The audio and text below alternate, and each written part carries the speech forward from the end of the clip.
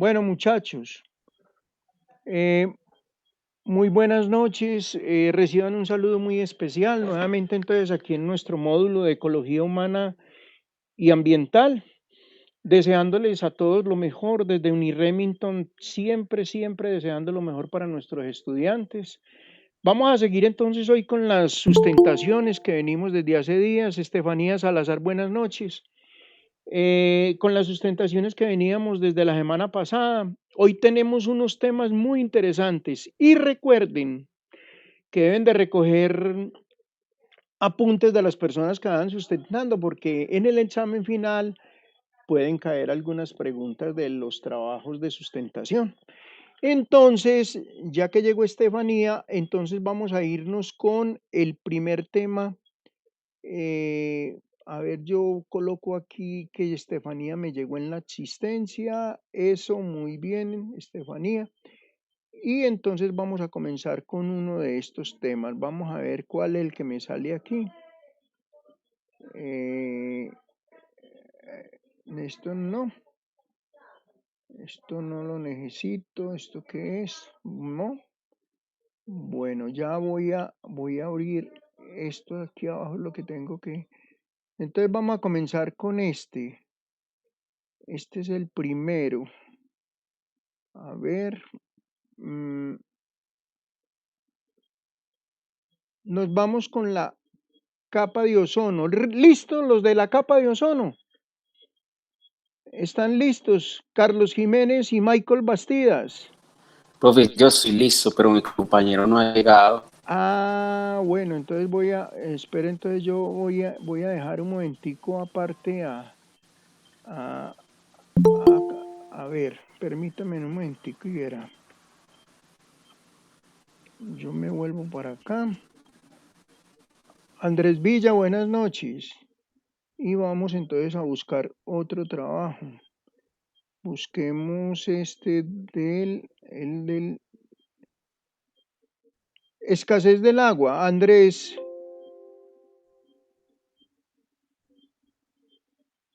Villa. Vamos a ver. Bueno.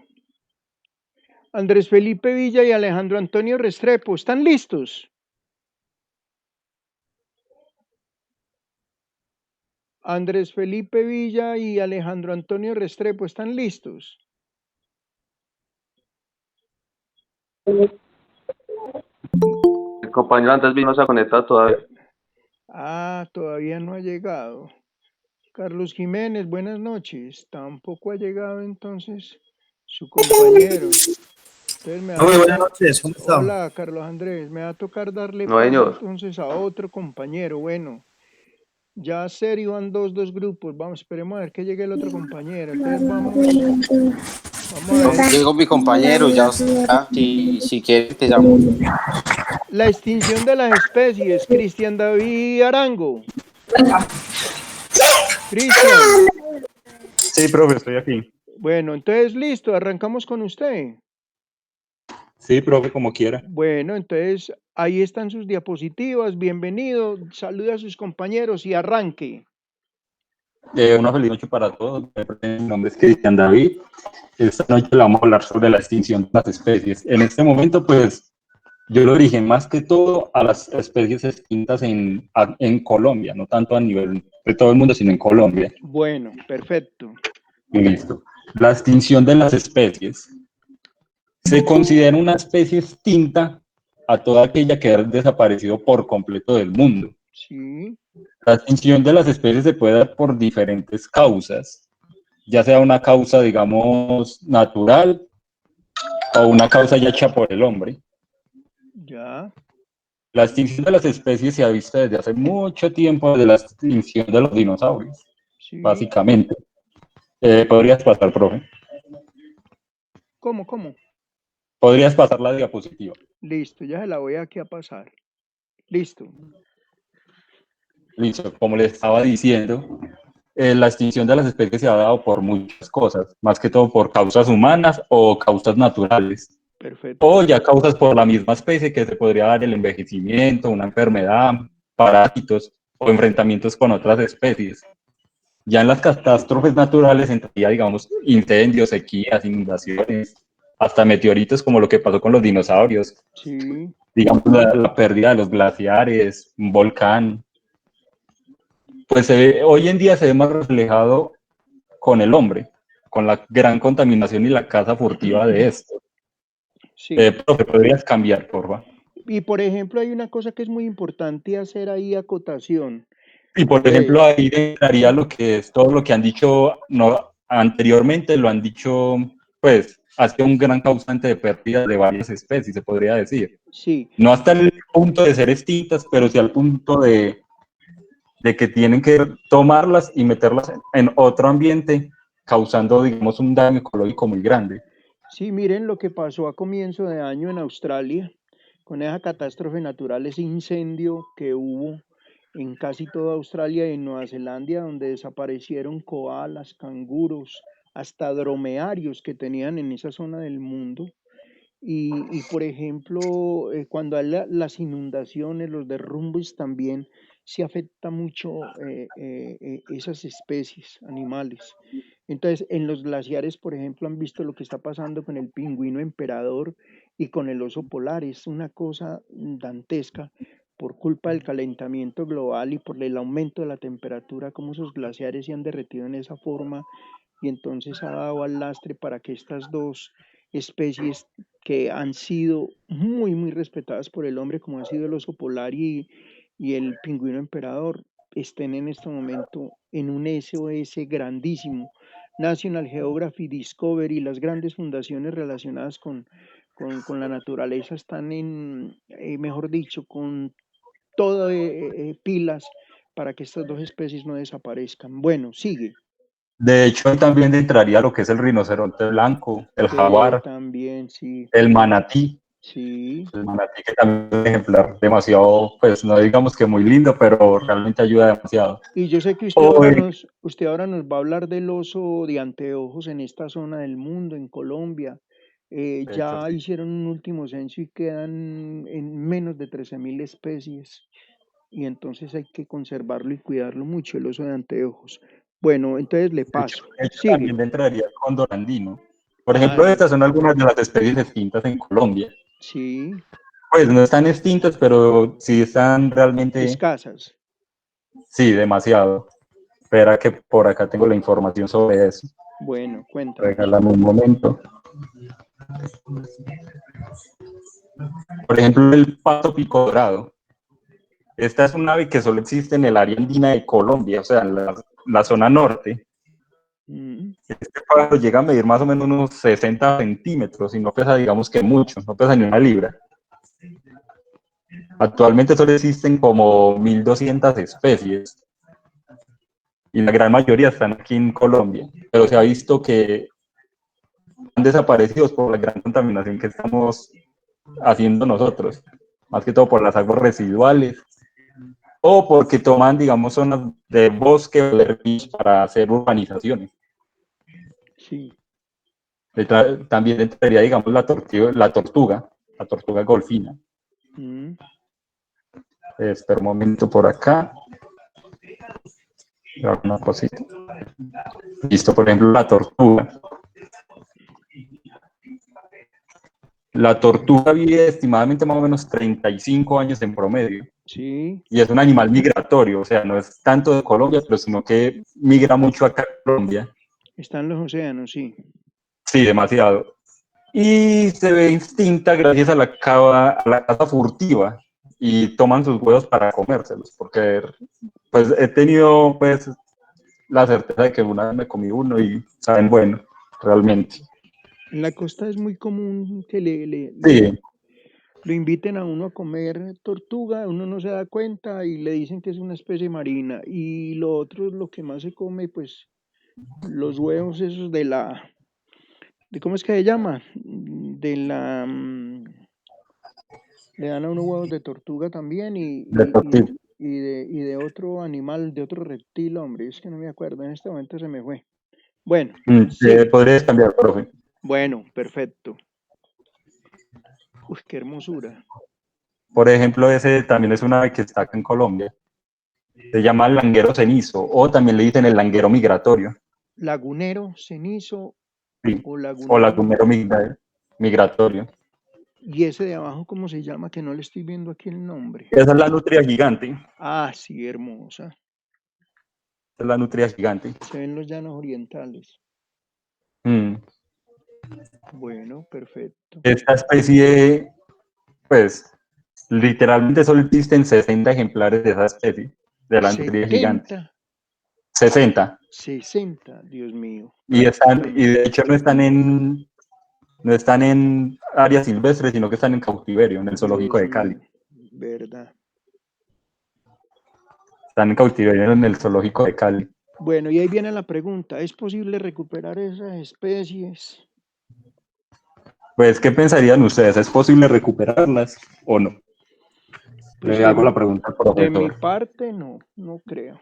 No creo porque después de que se pierda el hilo genético es muy difícil. Bueno, cuéntame.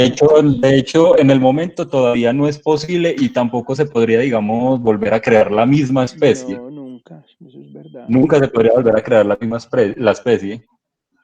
De hecho, lo que están intentando hoy en día, digamos, es como tomar un pariente similar a ese para poder volver a crearlo, pero no sería, digamos, el mismo, sería como, ¿cómo decirlo? Es que se me va la palabra, Híbrido. eso, un híbrido, Sí, pero es un híbrido de totalmente esta especie. difícil. Bueno, Sí, continúa. continúa, profe, podrías cambiarla. Ah, bueno, no vas a leer esa, ahí hay varias cosas para decir, bien pueda, léelas. Es posible recuperarlas. Mire ahí dice la idea de revivir especies extinguidas que Steven Spielberg plasmó en Parque Jurásico. Eso fue importantísimo, cada día está más cerca. No con dinosaurios, pero sí con animales como el mamut o el tigre de O el tigre de Tapán. Tasmania. Sigue. Algunos expertos avanzan que entre 20 años tendrá el punto de la técnica. Pues La ojalá. eficiencia de clonar especies vivas en la actualidad es extraordinariamente Esa es baja. la clonación, sí. Sí, entonces, pues todavía no es posible, pero realmente lo han intentado, pero no han podido. Pero hay muchas personas que no lo hacen por una, digamos, por la moral, o sea, porque digamos que volver a meter una especie que ya ha sido extinta causaría un daño ecológico demasiado grande. Mm, Eh, Podrías cambiar profundamente. Bueno,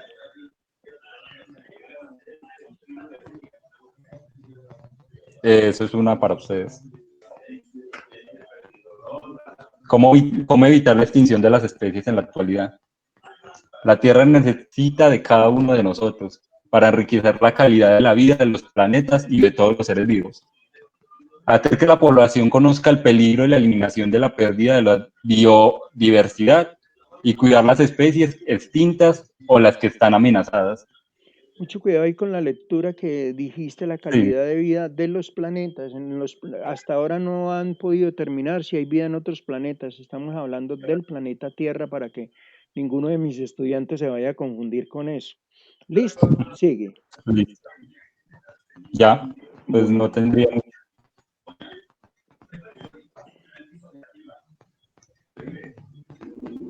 Aún estaremos a tiempo. aún estaremos a tiempo. Listo, ahí acabaron las diapositivas. Bueno, Sí. ¿a ti qué conclusión te queda de la realización del trabajo? Pues a mi parecer, digamos que nosotros, el hombre, no estamos con la suficiente cultura como para proteger una especie. Sí, Siempre queremos acabar con ellas, pero nunca buscamos como la forma de mantenerlas bien.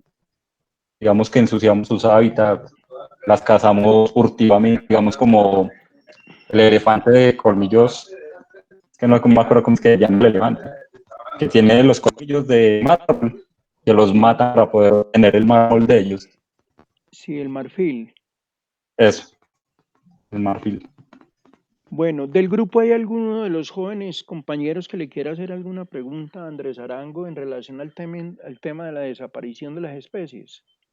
Es un tema bastante importante porque cada vez el mundo está luchando contra esos cazadores y la venta de fauna silvestre, y cada vez en todo el mundo hay personas que se dedican de manera ilegal a ese tráfico de fauna.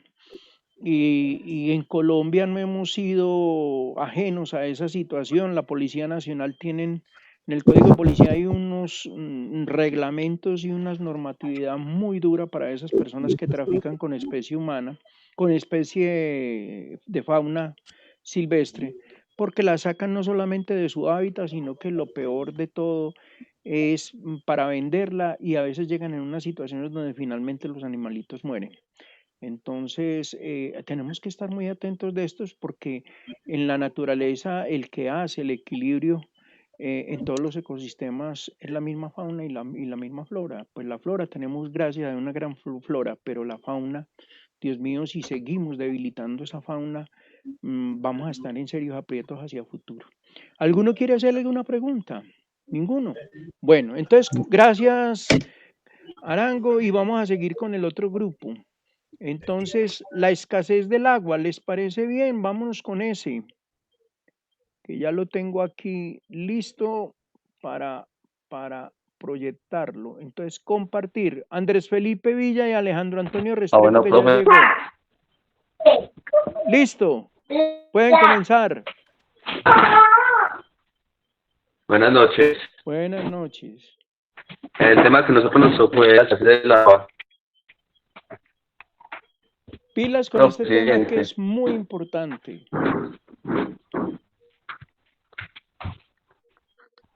profe, sí que Listo.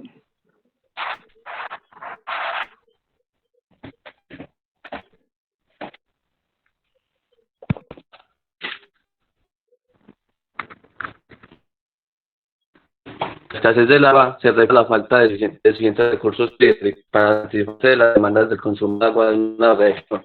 Un ejemplo Léelo, de eso es léelo donde, despacio, léelo despacio, que no te estamos acusando, para que te bueno, pues, entendamos todos. Listo. bueno, profe. La escasez de agua se refiere a la falta de suficientes recursos hídricos para satisfacer las demandas de consumo de agua de una región. Un Listo. ejemplo de esto es Gira, profe, donde allá ven donde que las personas tienen que andar trayectos muy largos por obtener líquido tan preciado que es como el agua. Sí, El problema, el problema de la escasez del agua afecta de 2.800 millones de personas en todos los continentes del mundo. Durante al menos un mes cada año, más de 1.300 millones de personas no tienen acceso a agua potable salubre. Siguiente, eso es profe. cierto. Eso es cierto. Muy bien.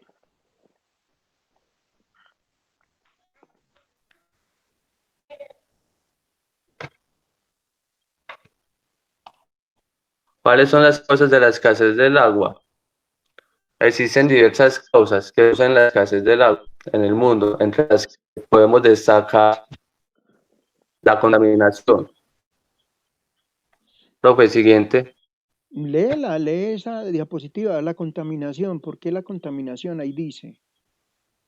Nos referimos tanto a la contaminación de aguas dulces como a la contaminación de la tierra o del aire, que la contaminación se puede filtrar y también puede afectar al aire. Sí, claro. Y hoy en día uno de los problemas más graves que tenemos es ese, la contaminación de las aguas. Sigue. El otro problema es la sequía. Profe, Sí, léelo. debido ¿Por qué la sequía? al fenómeno del cambio climático se potencia la aparición o desarrollo de las sequías, que suponen que durante un tiempo prolongado hay lluvia, por lo que causa escasez de agua tanto para el consumo humano como para los cultivos o industria. O la industria. Muy Profe, bien. qué pena. Señora. No, es que ahorita no me aparecía la presentación, pero ya volví, me apareció. No se oía, no se veía. Sí, profe, no sé, también mi computador no veía la presentación, pero ya la veo. Ah, Muchas bueno. gracias. Listo. Entonces puedes continuar. El uso descontrolado del agua, tanto a gran escala en las fases como pequeña escala. En nuestras propias casas, en algunas ocasiones malgastamos el agua y no recordamos que es un recurso escaso. Pues gracias a Dios en Colombia no es no es un recurso tan escaso, porque se dieron cuenta que el año pasado en la cumbre de la Tierra en París, Colombia fue catalogada como la cuarta o quinta nación del mundo donde más reservas de agua hay. Y ustedes mismos lo pueden comprobar. Por ejemplo, para esta zona, Karim Blandón que la conoce, la zona del Manzano y esta zona de la Vía Armenia, está llena de guaduales y está llena de yarumos. Y donde hay yarumos y donde hay guaduales hay yacimientos de agua. Y por ejemplo, así es, en todo el eje cafetero hay mucha agua. Es más, contamos con un recurso hídrico espectacular donde tenemos no solamente aguas dulces, sino también, por ejemplo, tenemos esas aguas termales que vienen de los nevados del Ruiz, del Santa Isabel. Entonces, nosotros estamos, la gente que viene a esta zona del mundo dice, hombre, es que ustedes viven como en un paraíso y lo que más nos impresiona es ver tanta agua, tanta agua. Y a pesar de que tenemos tanta agua, nosotros también a veces entonces la malgastamos, eso es cierto. Bueno, puedes continuar. Profe, qué pena. Ahí para complementar lo que usted nos acaba de decir, Sí, yo estaba leyendo un artículo de la revista Semana sí, donde dicen que Colombia es una potencia hídrica, pero el problema es que, igual que el oro, puede alcanzar para todos, pero está monopolizado por personas donde no le dan como el suficiente manejo para que llegue a todo el mundo. sí. Miren ¿Cierto? que, sí, siga. También nos dice que, dice, la idea de que Colombia es inmensamente rica en agua no es tan cierta. La mitad del país goza de ese líquido en abundancia, pero la otra mitad, su escasez le está generando fuertes conflictos. De pronto no puede ser escasez, porque es que uno, por ejemplo, yo que conozco las zonas más, si se puede decir así, más pobres del país, como en el Chocó es rico en agua, el Cauca, Timbiquí, Guapi, toda esa zona de Nariño es rica en agua. El problema que hay allí es el problema de violencia, donde la gente, pues todo se vuelve inmanejable. Entonces, muchas veces hay acueductos rurales donde debido a la violencia no pueden operar. Entonces ahí es donde se presenta esa dificultad. Pero en Colombia nosotros, si realmente tuviéramos un Estado de Derecho que protegiera la sociedad y que protegiera toda esta variedad de insumos naturales como es el agua, todos tendríamos derecho a tenerla, porque nosotros tenemos, o sea, a lo largo y ancho del país tenemos la capacidad es más, estamos vendiendo energía. Hidroituango, por ejemplo, y la Miel 1, la Miel 2 son depósitos de agua para la producción de energía. ¿Y de dónde sale eso? Pues de las mismas quebradas y de los mismos páramos y donde se origina el agua. Entonces, podemos decir que sí tenemos, lo que pasa es que de pronto por el problema en el que hemos vivido los últimos 50 años de conflicto y todo lo que ha de pronto desestabilizado un poquito esa situación de que de pronto a algunas regiones no llegue el agua. Continuemos pues, muy bien, le voy a pasar la diapositiva.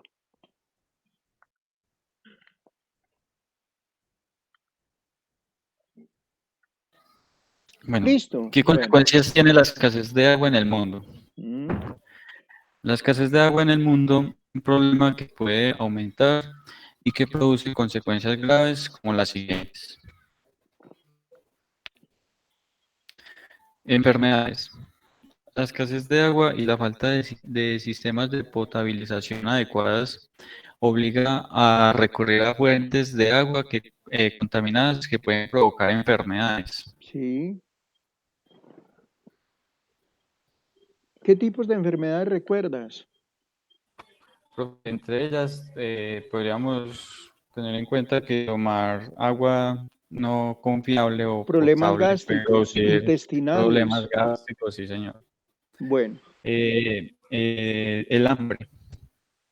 La escasez de agua puede afectar la agricultura, la ganadería y la industria y por lo tanto producir escasez de alimentos y hambre.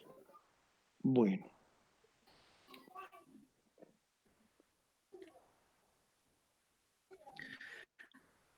desaparición de especies vegetales. Las plantas necesitan una gran cantidad de agua para desarrollarse y cuando el agua escasea, se secan y desaparecen. Sí.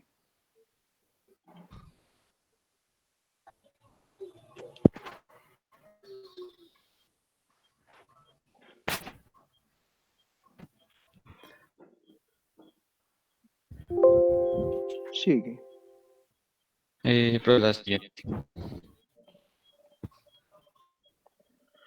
Ahí estaba hablando de eso, los conflictos. Bueno, la escasez de recursos está en el origen de los numerosos conflictos en el mundo y supone el desplazamiento de las personas a otros países para encontrar lugares seguros en los que vivir. Yo estuve viendo unos videos en YouTube donde las personas tenían que caminar 6, 10 kilómetros y atravesar prácticamente desiertos para poder conseguir agua. Yo creo que todos vieron el documental de Home donde muestran en Medio Oriente donde las señoras tienen que salir con un tonel en su cabeza, con una vasija de barro y con un palín para poder escarbar, sacar prácticamente el agua de la tierra. Esos son, en Medio Oriente se ve mucho eso, porque la aridez y la falta de yacimientos propios de agua potable.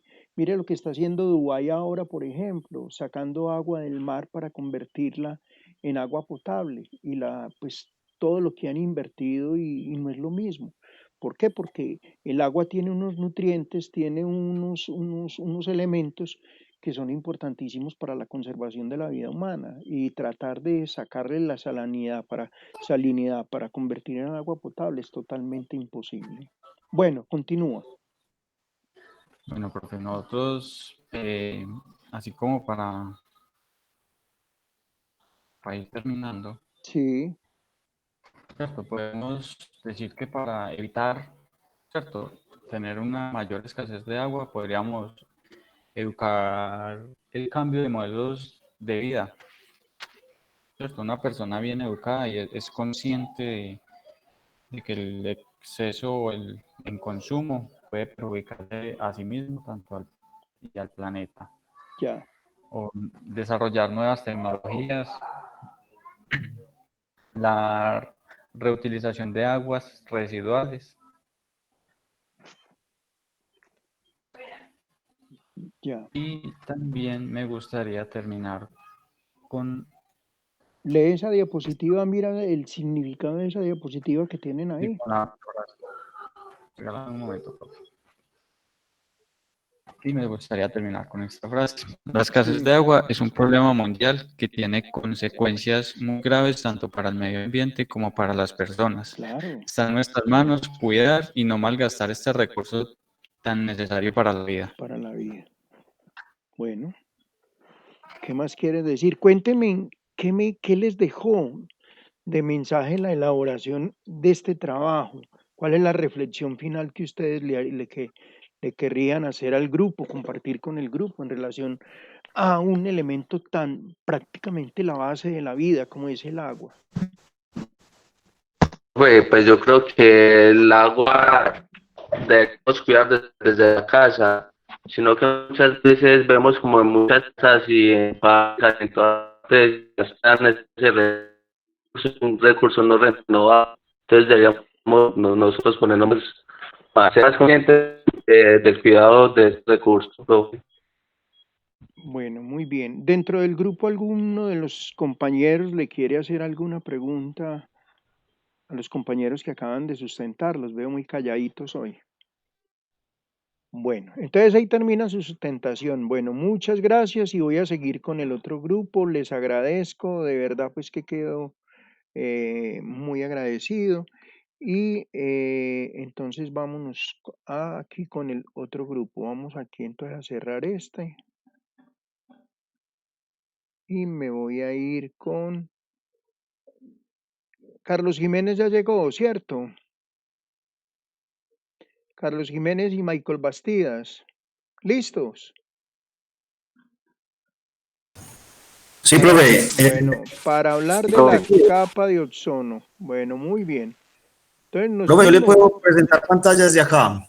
pues Pues yo vea, sé que usted ya tiene la presentación, pero para... bueno, hágale, si quieres yo la cierro, Sí, no hay ningún problema. La dejo de por favor. compartir. Bueno, bien pueda, es todo suyo.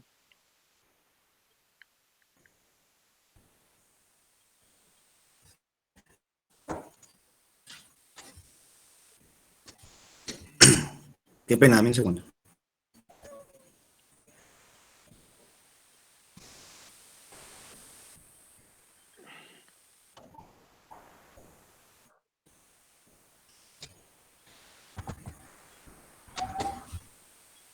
Oye, allá en la cocina es que hay alguna comida hirviendo, que se siente como un olor. Por allá se está quemando una comida, pilas pues. Se siente como un olor a una Disculpen que es que tengo una tía aquí que es Virgen del Carmen. Cuidado, después de una comida hirviendo y se quemó, se está quemando. Carlitos, dígale que reparta comida a la tía. Me probé que es que... Todo esto son gajes del oficio y lo bueno es que estamos en familia. En Remington somos una familia y pasa de todo. Ahora llegan con el tinto.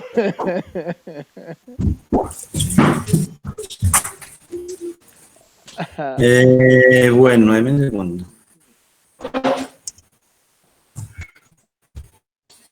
¿Están viendo ahí la presentación, profe? No, yo todavía no. Yo aquí, bueno, que le como una cosita azul. Sí, estamos viendo. ¿Está bien? Bueno. Bueno, arranquen, Sí, que yo los escucho. Bueno, buenas noches. Yo soy Carlos Jiménez y mi compañero... Mucho gusto, buenas noches. Mi nombre es Michael Bastidas y pues queremos hablar un poco sobre la capa de ozono, muchachos. Bueno. Muy bien.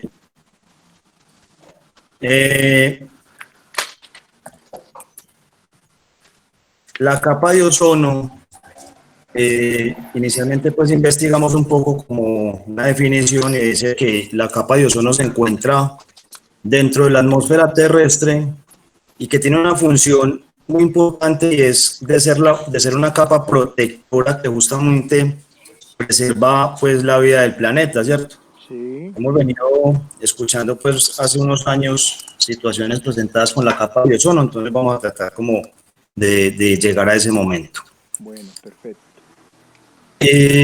Hace las veces de escudo protector contra los rayos del sol llamados ultravioletas o radiación ultravioleta, ¿cierto? Sabemos pues que la capa de ozono nos permite, digamos, una protección contra esos rayos inmensos pues que desprende el sol y que de alguna manera nos protege y que sin esa capa pues no podríamos subsistir. Entonces es fundamental pues como protegerla, cuidarla y pues conocerla de alguna manera en esta presentación, que es lo que vamos a hacer un poco. Entonces, dice que fue descubierta en 1913 por los físicos Charles Fabry y Henry Wilson, y que luego un meteorólogo, que en esa época era pues muy conocido, Gordon Miller, fabricó un aparato conocido como espectrofotómetro, Sí. que con este aparato pues obviamente logramos como medir un poco o nos dimos cuenta que la capa de ozono existía como tal, porque hasta ese momento pues, digamos que todavía habían muchas dudas o no se conocía muy bien cómo funcionaba esa parte, ¿cierto? Con ese aparato entonces se logra como medir un poco de qué se trata la capa de ozono. Entonces, dice que hay tanto oxígeno en nuestra atmósfera que estos rayos ultravioleta de alta energía se absorben completamente en la estratosfera, ¿cierto? Estratosfera, sí. Muy bien, en la estratosfera, muy bien. Cuando son de baja energía, las moléculas se dividen y vuelven a unir ozono y oxígeno Entonces la radiación ultravioleta se convierte en calor y no llega hasta la troposfera gracias a esa capa de ozono, ¿cierto? Es decir, esos rayos que vienen con unas densidades muy altas, al llegar a la estratosfera, digamos que se combinan o logran convertirse más bien es como en calor, más no como esos rayos que vienen llegando. Sí. No sé si Michael tenga de pronto algo que decir, si algo me va diciendo, listo. Sí, dale, no hay problema. Muy bien. Entonces, queríamos presentarles un videito para que conozcamos y entendamos un poquito más cómo es el tema de la capa de ozono, cómo está ubicado, cómo está separada pues en esa parte. Me dicen si por favor si se escucha o para si no volverlo a colocar. La atmósfera es una de las capas que rodean nuestro planeta y que permiten la presencia de vida. El aire que la compone es una mezcla de distintos gases, mayormente nitrógeno y oxígeno, que son incoloros e inodoros, a excepción del ozono. A su vez, la atmósfera está dividida en 5 subcapas que realizan diferentes funciones. La troposfera es la primera capa, la más cercana a la superficie y por tanto es con la que más interactuamos. Su altura desde el nivel del mar es de 10 a 15 kilómetros. Para que tengan una referencia, la troposfera tiene la altura de alrededor de 10.000 personas adultas de pie una encima de la otra. Solo en esta capa se desarrolla la vida. A medida que aumentamos en la altura, disminuye la temperatura y la cantidad de oxígeno disponible. Encima encontramos a la estratosfera, con unos 30 o 35 kilómetros de espesor. En esta capa se encuentra una barrera de gran valor para el desarrollo de la vida en la Tierra, la capa de ozono. Esta barrera permite que los rayos potencialmente dañinos provenientes del Sol no lleguen hasta nosotros. Si continuamos subiendo, encontramos la mesosfera con 30 kilómetros de espesor. Aquí es donde la mayoría de los meteoritos que caen hacia la Tierra se despegan, dejando una estela que conocemos como estrella fugaz. La ionosfera está inmediatamente por encima, con un espesor de entre 500 y 1000 kilómetros. En esta capa es donde se colocan los transbordadores espaciales y donde se generan las auroras boreales. La última capa de la atmósfera es la exosfera. Se caracteriza por ser menos densa, además de no tener un límite exacto desde la ionosfera hasta el espacio exterior. Por tanto, la atmósfera nos protege de los rayos del Sol perjudiciales, como los rayos UVA y los UVB. Nos permite conservar la temperatura de la Tierra gracias a los gases de efecto invernadero que hacen que el calor que llega a la Tierra desde el Sol no se pierda totalmente en el espacio. Además de permitir que los seres vivos realicen sus funciones vitales gracias a los gases como el oxígeno, el nitrógeno o el dióxido de carbono. Espero que con esto entendáis mejor las funciones de la atmósfera y de las capas que las componen. Si te ha gustado, no te olvides de darle like. Muy bien. Muy bien, entonces, con ese video, digamos que nos ubicamos un poco, pues, como en qué o cómo funciona, digamos, de cierta manera la capa de ozono. Y yo lo que pienso es que nos lleva como a pensar inclusive en la importancia que tiene para nosotros y que quizás, pues, no somos como tan conscientes de ella, ¿cierto? Porque, pues, uno normalmente, pues, está en su día habitual o está en sus situaciones del diario vivir y, pues, nunca está uno como pensando como en esas cosas generalmente, ¿cierto? Entonces, haber visto, pues, como ese video en el momento en que yo lo encontré, pues, digamos que de alguna manera me hizo como pensar, pues, como todo lo que sucede alrededor de nosotros y que quizás no somos tan conscientes de ello, ¿cierto? A veces incluso inconscientes del daño que podamos causar y de todo lo que pueda pasar si eso llegase, pues, a dejar de funcionar. Hasta ahí iba, pues, todo como muy bien, pero en 1987 se confirmó el desgaste de la capa de ozono y que este era la causa de enfermedades como melanomas o cataratas oculares, es decir, sí. cáncer de piel, entre otras enfermedades. Es decir, hasta ese momento aparecían algunas personas como con algunas enfermedades relacionadas y pues no se tenía como una explicación científica, pues digamos, adecuada para eso, y se fue determinando que había un desgaste pues en la capa de ozono y que los rayos ultravioleta estaban llegando mucho más directos y estábamos teniendo pues como ese tipo de inconvenientes y de enfermedades. Sí.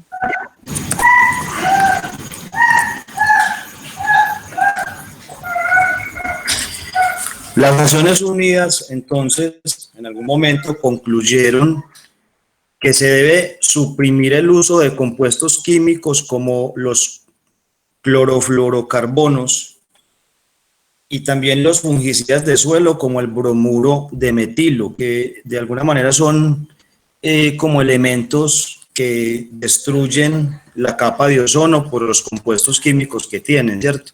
Entonces, ahí fue donde de pronto llegó un momento, no sé, los que tenemos algunos añitos de más, donde escuchábamos que estaba prohibido pues la utilización de aerosoles, por ejemplo, hubo una época, digamos, en los que se encontraban, por ejemplo, pues uno lo relacionaba mucho como con los grafiteros, pero más era el impacto, digamos, de muchas empresas que fabricaban, por ejemplo, colchones o unos tipos de productos que requerían de este tipo de elementos o incluso fungicidas, como lo dice ahí, y que enormemente dañaban la capa de ozono pues por el compuesto químico que estaban teniendo.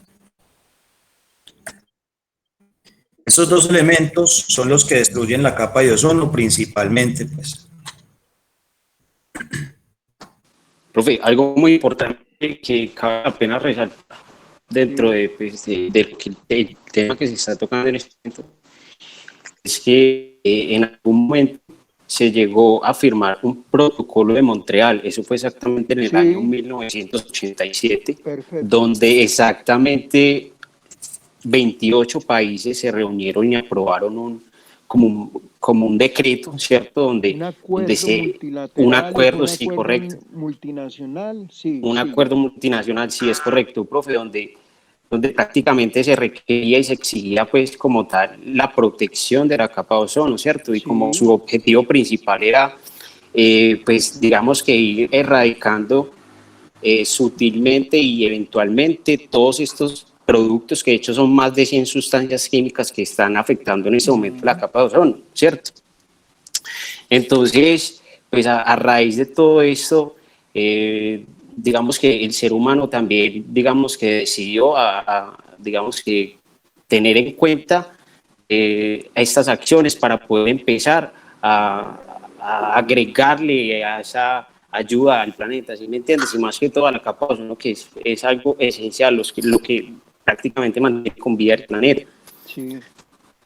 Puede seguir, Carlos. Bien. Dice que el agujero se produce debido entonces también a las condiciones atmosféricas y químicas especiales que existen en la Antártida. La Antártida, muy bien.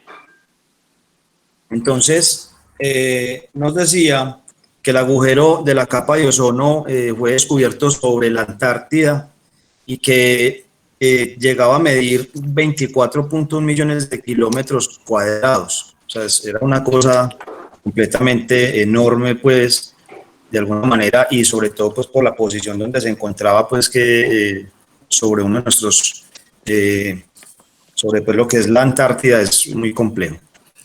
También existen, entonces, factores naturales, pues, que afectaban el tema de la capa de ozono, el agujero que teníamos. Las temperaturas que perduran hasta 5 meses generan condiciones en las nubes atmosféricas que permiten que las reacciones de cloro y bromo produzcan un agujero de ozono en la primavera antártica. Es decir, esas condiciones propias de la naturaleza generaban también de alguna manera como una mezcla de factores que también llevaban pues como a esa compleja situación pues que tiene que ver con la capa de ozono. Bueno, muy bien. El agujero es más notorio en la Antártida debido a las temperaturas pues, que se alcanzan aquí, lo que acabamos de mencionar, lo que permite la formación de nubes atmosféricas. El cloro, producido por la naturaleza, fundamentalmente en los volcanes, se disuelve fácilmente en las nubes, por lo que llega a la atmósfera en pequeñas cantidades. No, a la estratosfera. A la estratosfera, Muy bien. Por lo que llega a la estratosfera en pequeñas cantidades y esto pues obviamente también afecta. Ahora, ¿podemos hacer algo para ayudar o recuperar ese daño hecho? Dice por ahí que si los humanos dejamos de hacer y enviar compuestos que generan esta destrucción, la capa de ozono se recuperaría por sí sola. De hecho, esta se ha venido recuperando desde la prohibición de la utilización de compuestos con cloro, como lo mencionaba el compañero Michael hace un momento, con todo lo que hicieron en Montreal y demás. Profe, y bueno, complementando un poco sobre el tema de los CFCs, pues, para que como que no quede inconcluso el tema, estos son compuestos clorocarbonados, ¿cierto? Sí. Que principalmente son los responsables del adelgazamiento de la capa de ozono. Sí. Estos productos son de síntesis y formados por átomos de carbono, cloro, que poseen propiedades físicas y químicas adecuadas para ser empleadas en múltiples aplicaciones, pero que tienen un gran impacto pues, en la capa de ozono. Entre estos están los que se emplean en la producción de frío, como son dentro de la industria frigorífica, podemos evidenciar este tipo de gases. En los refrigeradores domésticos también y en el aire acondicionado también lo podemos ver. Sí, señor. Perfecto. Algo también muy importante que se emplean, por ejemplo, estos CFCs es dentro de la producción de poliuretano y poliestireno. Y no solo eso, sino que en la producción de propolentes, que pues en este caso serían más bien como alimentos envasados, ¿cierto? En aerosoles. En este tipo de envases, cosméticos, insecticidas, pinturas y una gran cantidad digamos que de productos que están en este momento aún en el mercado y que la idea es que se vayan disminuyendo su venta, disminuyendo su producción para poder así lograr un buen impacto en la capa de ozono y poder aportar como en la recuperación de la misma, ¿cierto? Sí. Pues nada, profe, ese es como el pequeño aporte también ahí dentro de la exposición. Y como conclusión final de qué fue lo más importante, ¿qué les dejó a ustedes de mensaje la realización de este trabajo? Porque es un trabajo para mí de los más delicados que en este momento está viviendo el mundo. Muchos científicos le dicen que el calentamiento global es generado por esa cantidad de rayos ultravioletas que están entrando de manera directa a la Tierra. ¿Por qué? Porque la capa de ozono era una barrera y ella nos ayudaba a mitigar un poquito ese impacto de esos rayos solares, de esos rayos ultravioletas, pero resulta que ahora están entrando de manera directa. Ustedes dicen ahí pues que en algo se ha solucionado y que este boquete, se dieron cuenta el boquete, pues la dimensión que tiene en la Antártida. Para algunos científicos dice que este boquete ya es mucho más grande. Otros científicos dicen, para contrarrestar un poquito lo del uso de los aerosoles, que sí ha logrado controlar, pero todavía hay una duda científica muy grande, porque la NASA dice que es impresionante lo que desde el espacio se ve. Ahí les dejo ese aporte final. Profe, señor. Sí, profe, yo estuve viendo, pues estuve en lo que estuvimos pues como investigando, yo me encontré un último videito que les quería compartir ahí. Sí, ahí está. Y específicamente nos muestra pues algo y no lo quise, y lo quise dejar como juzguen ustedes, porque también comparto la opinión que usted nos acaba de dar, y es que pues en el video que les voy a presentar a continuación hablan como de que ese agujero ya se cerró, ¿cierto? Sí. Y pues encontré el video y lo quise pegar aquí para mostrárselo, porque de pronto también comparto de que no sé qué tan creíble puede ser eso, pues viendo también las dimensiones del boquete pues que nos acaban de mostrar. Entonces quería pues como mostrarles ese último videito, es muy cortico, de un minutico. Bueno, hágale, compártalo.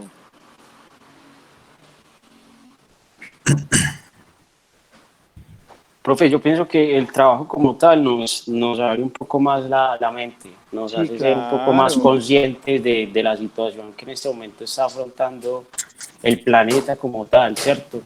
pese a las acciones que son incorregibles en cuanto a los daños que en este momento está sufriendo el planeta. Eso es irreparable, pero se pueden mejorar los comportamientos del ser humano, se pueden ayudar a recuperar algunos espacios, pero, por ejemplo, en cuestión de la capa de ozono, pienso que es algo que es irrecuperable, es algo que no se puede recuperar, pero que se puede ir ayudando a conservar un poco más y como a mejorar el tratamiento de los seres humanos al medio ambiente como tal. Muy bien. Voy a compartirles el videito y pues ya ahí de pronto no sé qué tan creíble está la información que está en este momento.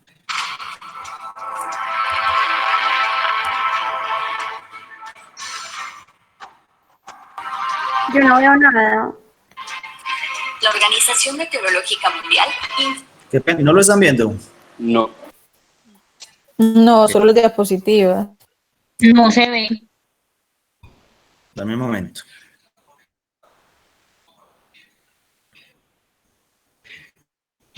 Informó que la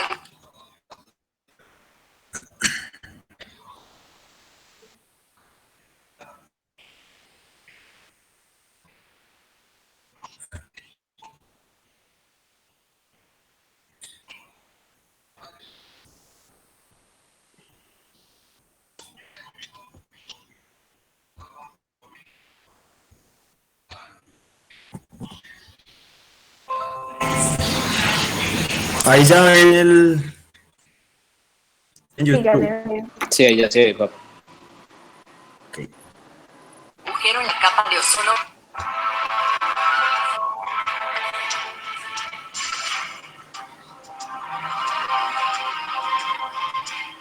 La Organización Meteorológica Mundial informó que el agujero en la capa de ozono que estaba sobre el Ártico y alcanzó un tamaño récord en marzo pasado, se cerró completamente para fines de abril.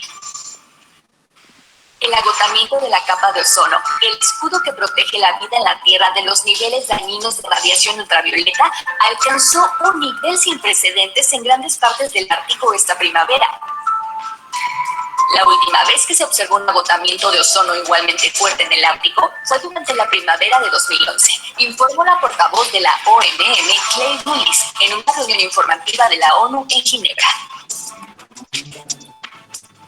De acuerdo con la organización, el agujero fue causado por la continua presencia de sustancias como los clorofluorocarbonos, conocidos como CFC por su abreviación. Los CFC son productos químicos utilizados en la fabricación de aerosoles, espumas, solventes y refrigerantes, que destruyen la capa de ozono, además de un invierno muy frío en la estratosfera, la capa de la atmósfera ubicada entre unos 10 y 50 kilómetros de altitud. Estos dos factores se combinaron para dar un nivel muy alto de agotamiento que fue peor de lo que vimos en 2011. Ahora ha vuelto a la normalidad. El agujero de la capa de ozono se ha cerrado, afirmó Lulis. La OMM explicó que el agujero de ozono se cerró en abril con el aumento con la afluencia del aire rico en ozono desde las capas más bajas de la atmósfera. La situación volvió a la normalidad y el agujero se cerró, puntualizó la portavoz. Al par, aclaró que al contrario de lo que muchos pueden deducir, la disminución de la contaminación del aire por la pandemia del COVID-19 no desempeñó un factor determinante en el cierre del agujero. La organización indicó que la destrucción de la capa de ozono que protege la vida en el planeta de la radiación ultravioleta dañina es un fenómeno que ocurre en el Ártico durante la primavera.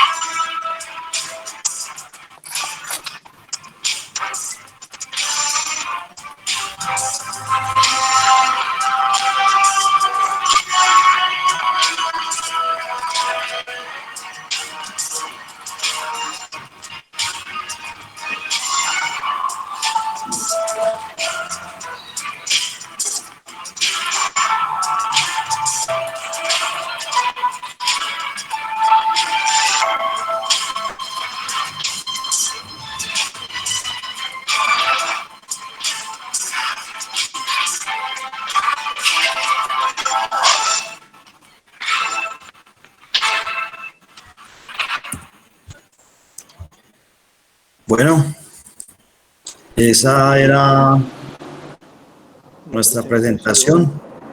Bueno, muy bien, muchachos, bien. ¿El grupo tiene alguna pregunta para hacerle a nuestros dos compañeros en relación a la capa de ozono?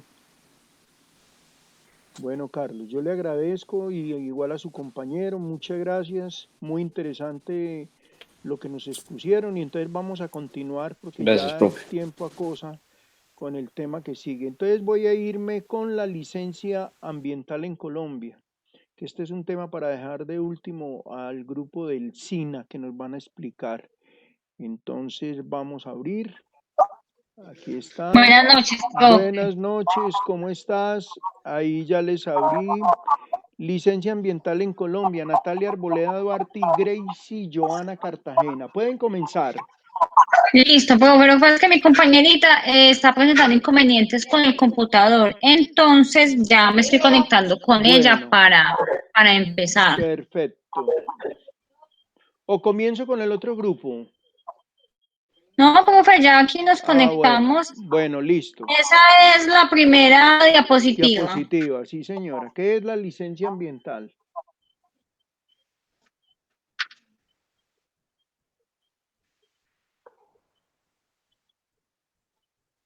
¿Sí ves? ¿Sí lo están viendo? Sí. Todo el grupo lo está viendo, sí.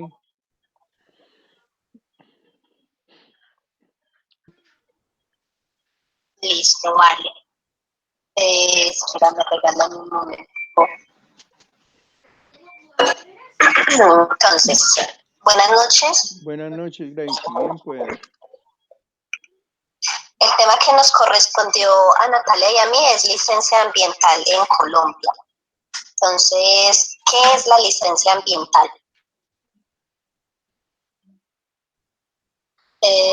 La licencia ambiental es la autorización que otorga la entidad competente para ejecutar un proyecto, obra o actividad que de acuerdo con la ley y los reglamentos pueda producir deterioro grave a los recursos naturales renovables o al medio ambiente, o introducir modificaciones notorias al paisaje. Siguiente, por favor.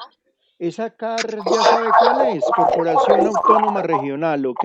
Para que no lo olviden. Licencia ambiental. Sí, señor. Bueno, sigue. También lo puedes poner un poquito para leer. ¿Cómo así? Sí. Ahí. Así. Es la autorización que otorga la Corporación Autónoma Regional de, bueno, en este caso de Pereira, La de Risaralda. para la ejecución de un proyecto de Risaralda. Sí. Para la ejecución de un proyecto, obra o actividad de acuerdo con la ley y los reglamentos que pueda producir deterioro, lo que les había contado antes, que pueda producir deterioro grave a los recursos naturales, renovables o al medio ambiente, o introducir modificaciones considerables o notorias al paisaje.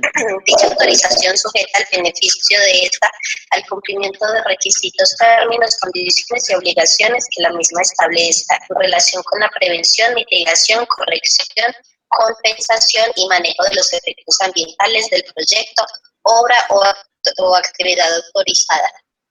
Siguiente, por favor. ¿Cuándo se da? La licencia ambiental se realiza en nuestro país desde los años 70, cuando apareció el Código de Recursos Naturales Renovables y de Protección al Medio Ambiente, pero su implementación se da a partir de la expedición de la Ley 99 de 1993.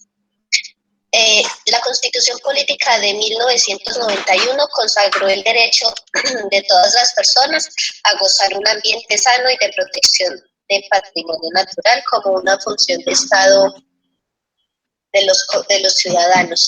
Adicionalmente, la ley de 1993, la ley 99, señala que los estudios de impacto ambiental serán el instrumento básico para tomar decisiones respecto a la construcción de obras y actividades que afecten significativamente al medio ambiente natural o artificialmente. Bueno, el proceso de licenciamiento ambiental ha sido considerado especialmente por el sector productivo como un obstáculo para el desarrollo. Pero si bien es cierto, se requiere el desarrollo económico, se requiere del desarrollo económico. Perdón, qué pena. Ese debe ejercerse en forma tal que responda equitativamente a las necesidades de desarrollo ambiental de las generaciones presentes y futuras. Siguiente, por favor. ¿Por qué se establecen las licencias ambientales? Las licencias ambientales se establecen para responder a la necesidad de prevenir, mitigar, corregir, compensar, manejar y controlar los impactos al ambiente generados por la actividad humana, en aras de establecer la forma en que puedan ser gestionados de manera responsable con la protección del ambiente. El logro de este objetivo se fundamenta en la exigencia de la evaluación ambiental, que incluye diferentes estudios y análisis técnicos que permitan estimar los efectos de un determinado proyecto, obra o actividad, y en ella se proyectan los posibles impactos negativos y positivos, buscando un menor efecto sobre el ambiente. Bueno. Siguiente.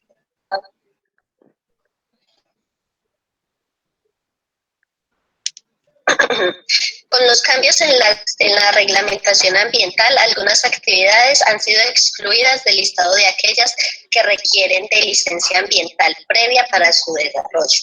Algunos sectores que no requieren de licencia ambiental son, por ejemplo, la minería, la infraestructura. Y hay otros muchos más que también, pero quise como destacar estos dos, porque hay un tema con la minería que se los voy a contar a continuación. Dice, no se requiere licencia ambiental para la explotación geológica o minera por métodos de suelo ni para la ampliación de mejoramiento, reconstrucción y rehabilitación de infraestructura para estos proyectos.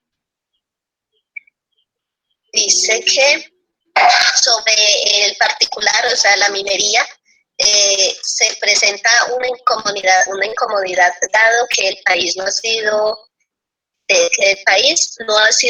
declarado ni delimitadas muchas de estas áreas. Esta norma tal y como se encuentra expedida deja abiertas posibilidades para la exploración y explotación de los recursos mineros en zonas de mayor importancia en términos de diversidad biológica y producción de agua, y otros recursos como los humedales, los manglares, las reservas forestales, parques nacionales y páramos, entre otros, los cuales deben ser protegidos tanto por el Estado como los particulares. El problema es la delimitación de las áreas funcionales. ¿Qué quiere decir? Que la minería tiene como campo abierto o vía libre para hacer explotación. Es como lo que quiere decir. Es lo que dice que tiene, que no tenemos delimitación. Sí.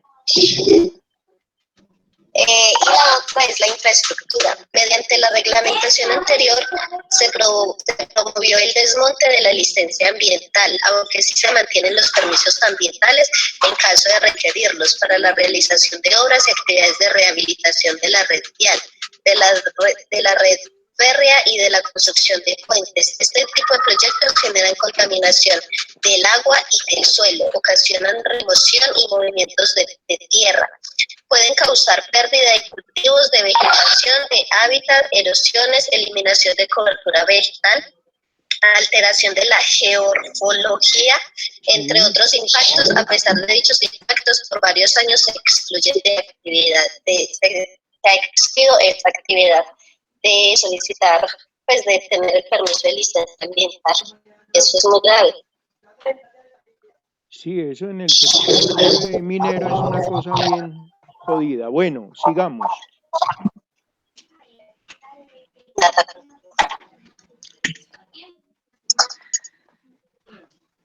¿Qué obligaciones generales debe asumir el titular de una licencia ambiental? El beneficio de la licencia ambiental deberá dar cumplimiento a los requisitos establecidos en la misma, que ya están relacionados en los siguientes conceptos. Siguiente, profe. Medidas de compensación. Son las medidas dirigidas a resarcir y retribuir a las comunidades, las regiones, localidades y al entorno natural por los impactos o efectos negativos generados por un proyecto, obra o actividad que no puedan ser evitados, corregidos, mitigados o sustituidos. Medidas de corrección. Son las acciones dirigidas a superar, restaurar o reparar las condiciones del medio ambiente. Restaurar o reparar las condiciones del medio ambiente afectado por el proyecto, obra o actividad. Siguiente. Medidas de mitigación. Son las acciones dirigidas a minimizar los impactos y efectos negativos de un proyecto, obra o actividad sobre el medio ambiente. Medidas de prevención. Son las acciones encaminadas a evitar los impactos y efectos negativos que pueda generar un proyecto, obra o actividad sobre el medio ambiente. Siguiente. No sé si de pronto vayan teniendo alguna pregunta, me pueden ir diciendo. Bueno, tranquilo, va muy bien, va muy bien. ¿Qué beneficios ambientales y sociales se obtienen con el otorgamiento de la licencia ambiental?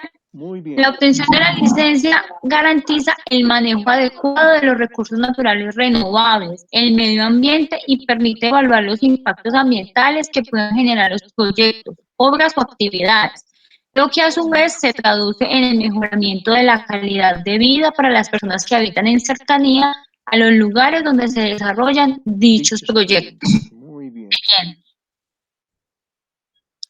¿Qué es la CAR? La CAR, al igual que las demás corporaciones, tienen el objeto de ejecución de las políticas, planes, programas y proyectos sobre el medio ambiente y recursos naturales renovables, así como el cumplimiento y oportuna aplicación de las disposiciones legales vigentes sobre su disposición, administración, manejo y aprovechamiento, conforme a las regulaciones, pautas y directrices expedidas por el Ministerio del Medio Ambiente. Muy bien. Esa era la última. Sí, señora, ¿alguna pregunta? No, muy bien. A mí me parece que el trabajo está bien. Lo que queríamos era tener una noción muy general para el grupo, porque para todo mundo es desconocido. Venga, y don Carlos, si es que hay una licencia ambiental, la gente no lo conocía. Y entonces es una de las temáticas interesantes que tenía este módulo de conocer que hoy en día en todos los departamentos y a través de todas las entidades de desarrollo y de las mismas corporaciones autónomas regionales está como un derecho y como una petición principal el tener la licencia ambiental para iniciar cualquier proyecto de tipo ambiental. Entonces es muy importante, no sé, preguntarle al grupo si de pronto el grupo tiene alguna pregunta para ustedes. Yo por mi parte creo que el trabajo está muy claro y pues no, bien. No sé, el grupo, ¿alguno quiere hacer alguna pregunta en relación al tema que hemos visto? Bueno. ¿Quién? A ver, ¿quién dijo yo? Por ahí dijo alguien yo. No, profe, no. Michael. Ah, bueno. No, listo. Natalia, muy bien. Me parece que el trabajo... Bueno, señor. Gracias, profe. Bueno, me alegra pues saludarlas. Feliz noche. Y vamos con el último trabajo de la noche, ¿ok? Bueno, entonces vamos aquí a cerrar. Y vamos a cerrar aquí también, para irnos al último trabajo de hoy, para irnos a este que es el que necesito saber ver. Bueno, entonces ya no lo estoy viendo.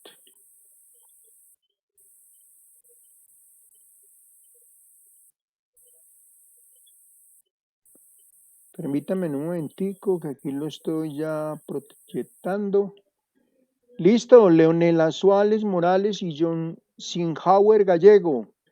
El tema es todo de ustedes. ¿Qué es el SINA? Buenas noches, compañeros. A nosotros nos tocó el SINA. Yo soy John Jorge Gallego Osorio y mi compañera Leonela Morales. Muy Profe, bien. siguiente, por favor. Bueno, ¿qué es el SINA? El SINA es el conjunto de orientaciones, normas, actividades, recursos, programas e instituciones que permiten la puesta en marcha de los principios generales ambientales. ¿En Y dónde? acá, señor, ¿En dónde? En Colombia. no, pues, Claro, en profe, Colombia. y acá podemos encontrar algunos componentes, Sí, que serían los principios, oraciones y normatividad contenida en la institución. perfecto. Eh, Entidades del Estado, las organizaciones comunitarias y no gubernamentales, Gubernamentales. ¿no? Las fuentes y recursos económicos para el manejo y las entidades públicas. Bueno, muy Listo. bien. Ahí tiene pues la segunda diapositiva. ¿Cómo funciona el SINA? Bueno, profe, Leonela. buenas noches, ¿cómo están todos? Hola, buenas Bueno, noches.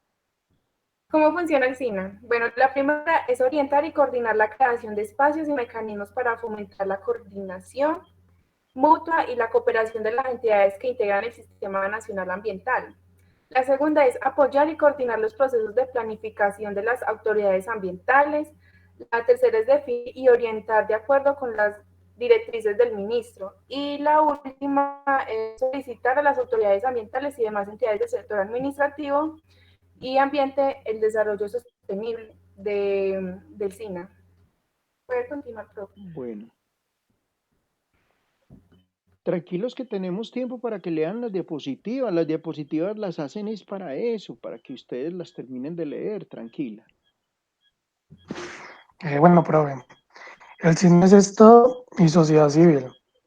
Este sistema define los mecanismos de actuación del Estado y la sociedad civil. Por lo tanto, son ellos los actores fundamentales del Sistema Nacional Ambiental. Y en este sentido, el SINA, como pues, en párrafos anteriores, es también el sistema de actores estatales y sociales que desarrollan conjuntamente las acciones necesarias para el manejo ambiental del país. Muy bien. El carácter estatal y social del SINA se ratifica, bueno, ahí me faltó la C, perdón, No, ahí está bien, se ratifica al describir. al Sigue. describir como componentes del SINA a las entidades del Estado responsables de la política y la acción ambiental. Muy bien. Siguiente, por favor. Bueno, el SINA es más que un conjunto de instituciones. Es más que un conjunto de instituciones, sí, sigue. Sí. Se debe reconocer el carácter estatal y social del Sistema Nacional Ambiental, por lo que no se debe reducir meramente a la de su componente estatal, es decir, el conjunto de 44 instituciones del Estado responsable de la política y la gestión ambiental. Eso lo que quiere decir es que dentro de lo normal legal, como la acción concreta del Sistema Nacional Ambiental, es mucho más que dicha parte de sus componentes estatales, como se ha visto. La participación de las organizaciones de la sociedad civil en un sistema está consagrada con la propia ley. Creo que puede continuar. Ya ahí está, ya la pasé. Ahí está. Bueno, un sistema de acciones. Desde el enfoque sistémico, lo más apropiado. Sí, ¿Señor? Sí, sigue. Lo más apropiado es definir el Sistema Nacional Ambiental como el conjunto organizado de acciones de gestión ambiental que se realizan en todo el territorio nacional. Según se ha planteado y en concordancia con la ley 99 de 1993, que le dio su organización actual, el Sistema Nacional Ambiental es el sistema de acciones que realizan actores organizados del Estado y la sociedad civil en Colombia para el manejo del ambiente Ambiental del país. país. Siguiente, por favor. Sí. Bueno, en estos son varios escenarios del SINA, pero estos voy a explicar cada uno, profe. El primero es el SINA institucional. Sí. Este es el Consejo Nacional Ambiental del Ministerio del Medio Ambiente. La segunda es los organismos del control del SINA, es la Unidad Política Ambiental del Departamento Nacional de Planeación. Sí. La tercera es el SINA Social. Este está enfocado en las organizaciones no gubernamentales y con el movimiento ambiental a las organizaciones étnico-territoriales negras e indígenas. Por ejemplo, en el caso de la universidad SINA Social, ahí están las universidades. Lo que pide el SINA es que haya un módulo como este, un módulo que se llame Ecología Humana y Ambiental, donde ustedes, los estudiantes que están en proceso de formación profesional, al menos tengan unos conocimientos básicos y unas competencias en relación a la importancia que tiene el medio ambiente para nuestro país. Puedes continuar.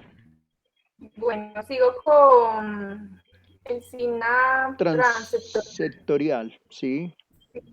Estas son las unidades ambientales de los diversos ministerios, institutos y demás entidades estatales con competencias ambientales. Sí. Y la última es los organismos de control de SINA. Eso es muy importante. Es la Procuraduría Ambiental, la Defensa del Pueblo en materia ambiental, la Contraloría Ambiental, las Veedurías Ciudadanas y la Policía Ambiental. Y además de eso, la Policía Nacional, la Fuerza Aérea, la Fiscalía General de la Nación, el Ejército, la Armada, ejercen ese control para que esa explotación que se haga de recursos naturales o del medio ambiente en Colombia sea de manera organizada y de acuerdo a la ley. Bueno, sigue. Acá tenemos los componentes ambientales, sí, que son el agua, la flora, la fauna, el aire, licencias urbanísticas que son las y licencias residuos ambientales. sólidos. Muy bien. Sí, señor. Siguiente, por favor.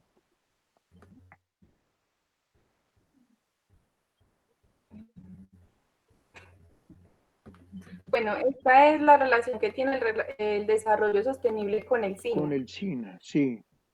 Sí, señor. El desarrollo sostenible es aquel que conduzca al crecimiento económico, a la elevación de la calidad de vida y el bienestar social, sin agotar la base de los recursos naturales renovables en que se sustenta, sin deteriorar el medio ambiente o el derecho de las generaciones futuras o utilizarlo para la satisfacción de sus propias necesidades. Según la ley 99 del 93. Muy bien. La 99.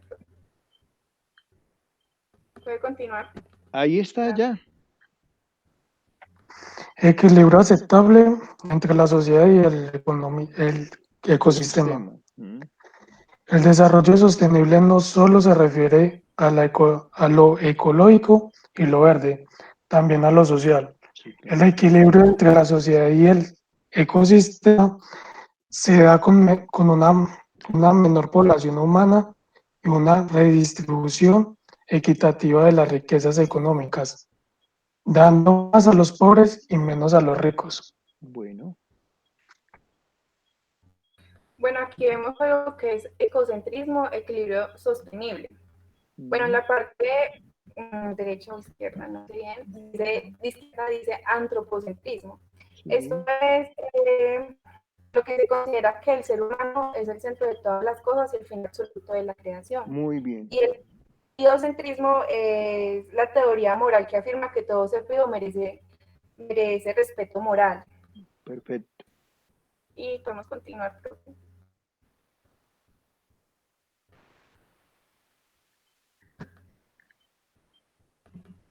El ecocentrismo es lo más que nos puede salvar como humanidad. Yo acá cité a Karen Hermosilla. Sí. El problema principal de todo es la ambición, la sobreproducción, la sobreexplotación del medio ambiente y de los seres humanos dentro de estas grandes industrias, como trabajos Con paupérrimos, trabajos paupérrimos, sí. ajá, con territorios devastados, donde siempre gana el propietario y no el Perteneciente. perteneciente. Ahí Listo, ya pues. terminan. Bueno, muy Señor. bien. Nos dieron una información muy general en relación a lo que es el SINA. Entonces, yo creo que con esto nos quedamos con unas herramientas muy generalizadas en relación a lo que tiene que ver el módulo. Hoy aprendimos grandes cosas, me gustó mucho lo de la capa de ozono, lo de la desaparición de las especies, de la licencia ambiental fundamental, este tema también del SINA.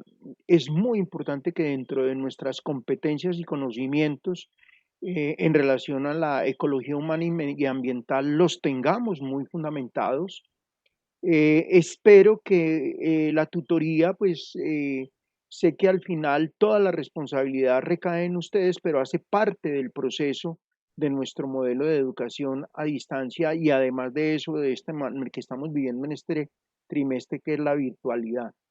En términos generales, bien, no sé si habrá alguna pregunta del grupo. Decirles que para dentro de 8 días quedaron unos grupitos, creo que quedaron 2, y además de eso, dentro de 8 días vamos a ver, según cómo estén las cosas, a generar el examen final. El examen final es un examen muy puntual en relación a todo lo que hemos visto. Pedirles el favor entonces que los que no me han enviado la reflexión sobre el mundo frágil me la terminen de enviar. Les deseo a todos una feliz noche, que Dios los bendiga, cuídense mucho y nos vemos dentro de 8 días a la misma hora por el mismo canal. Un abrazo y que Dios les bendiga. Hasta luego. Listo, profe, feliz noche. Chao. Lo bendiga. Gracias. Bueno, hasta luego.